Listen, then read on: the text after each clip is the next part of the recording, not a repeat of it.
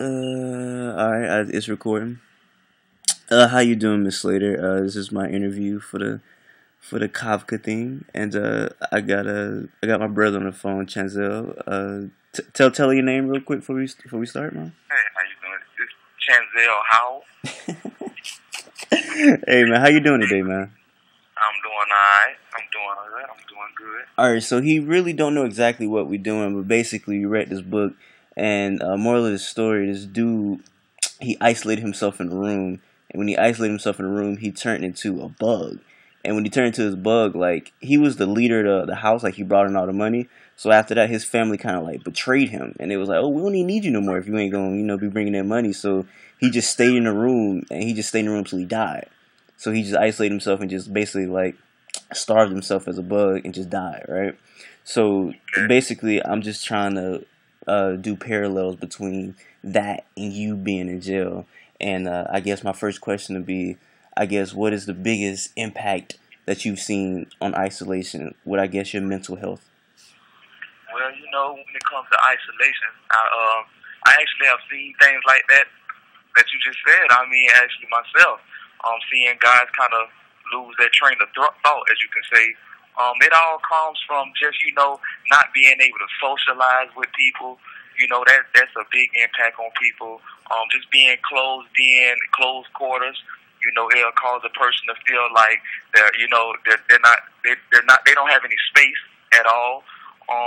It's just a cause, and not having anything to do alone. Your mind will start playing tricks on you in isolation. That's why it's important when you isolated to keep yourself busy too. I've been in isolated situations, so things from like reading books have kept my mind, straightforward, being able to socialize with others, even guards, whatever you want to, anybody you can reach out to, if it's not even family or friends or either other inmates, the guards even help. You keep your mind set and trained, because if your mind not set on the things that's going on around in the world, then you just stuck thinking to yourself. And that alone will cause you to start, speaking to yourself, questioning to yourself, and it'll just cause your mind to just go haywire. And it sounds like that's what happened with this person that you're speaking about. Yeah, it made me think about. I mean, I know you. I'm a Patriot fan. The dude Aaron Hernandez. He went to jail he went to prison for murder. He ended up committing suicide. So like, you could be the toughest person playing football, but you're right. It's really about your mental. You really got to be haywire for it or whatnot. But I guess like when I said at the beginning, his family kind of turned on him because they was like, you're not bringing in no money, so why are we even, associating with you? So to see his family turn on him, do you feel the same way on you? Do you feel like the people that you thought, your friends, your family, the people that you thought cared when you were out, do you feel like they, after you got isolated inside of this prison, do you think that they turned on you the same way this guy's parents and family did on him? Yeah, well, the people that I thought that was there, that I actually was around the most, actually ended up being the people that turned on me. And the people that it seemed that I strayed away from actually seemed like to be the people that was there, and that actually has caused me to, retransform my mind to realize that just to choose my friends wisely, and there are certain family members that's there, and not to push away from them. And when they come to a spot like even Mr. Hernandez, and from what I was hearing, he had actually just won a case on an appeal, so he had a reason to actually be happy. But it shows how quick that a person can become distressed and being in an isolated mode.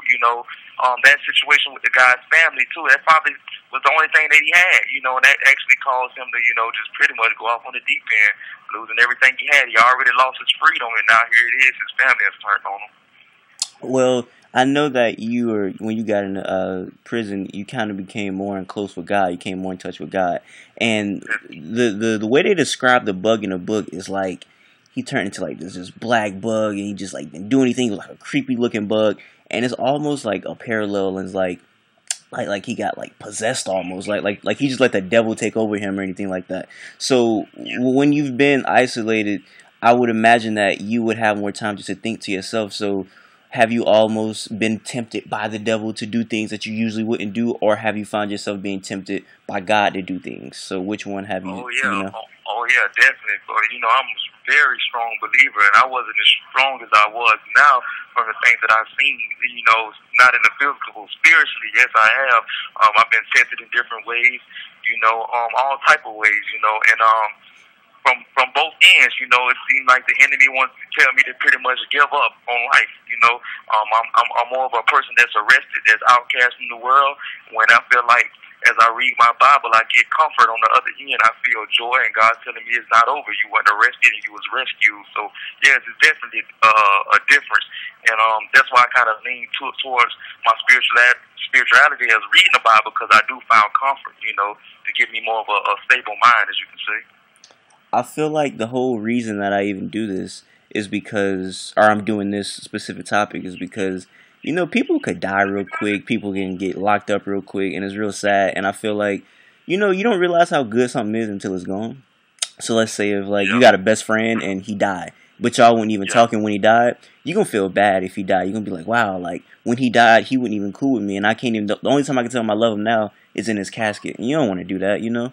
Like I just seen somebody. He just got paralyzed from his feet to his head. So the only thing he can move is his mouth.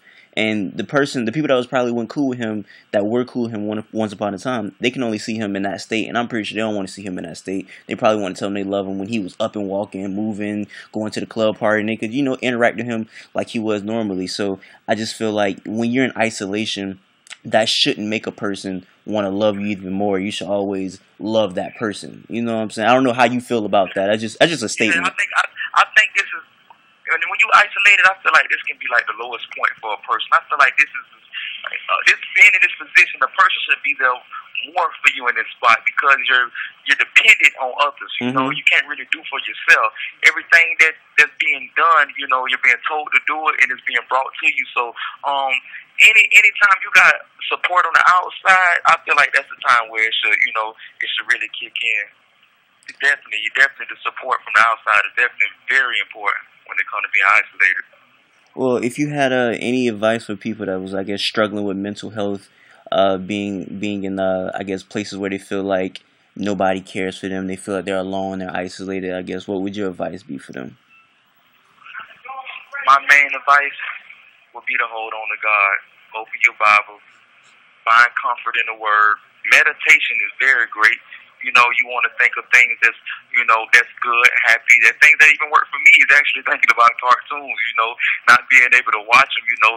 There's things that's positive, thinking of positive things all the time, you know, and sitting back and relaxing. But meditation, I say meditation is a big key. All right, then. Well, I think that's how I'm going to end that. I appreciate you for giving this interview. And, yeah, there's that.